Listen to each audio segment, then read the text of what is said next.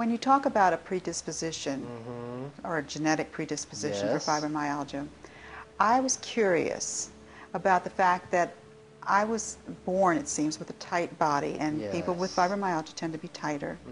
They're not as limber and flexible. Mm-hmm. So does that play in together?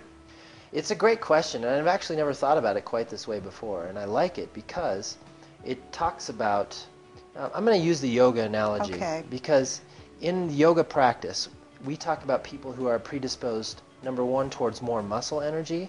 These are people who hit balance poses easily. Which I do. They tend to be able to support themselves more readily on their hands and other strength poses.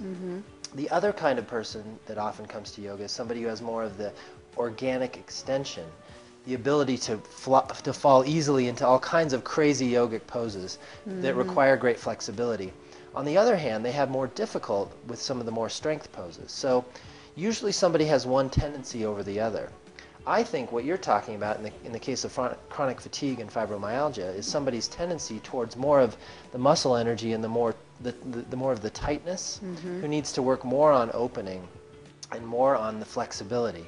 Because as you know, chronic muscle fatigue and tightness and pain in joints and muscle tissue is very common for somebody who has the fibromyalgia type symptoms.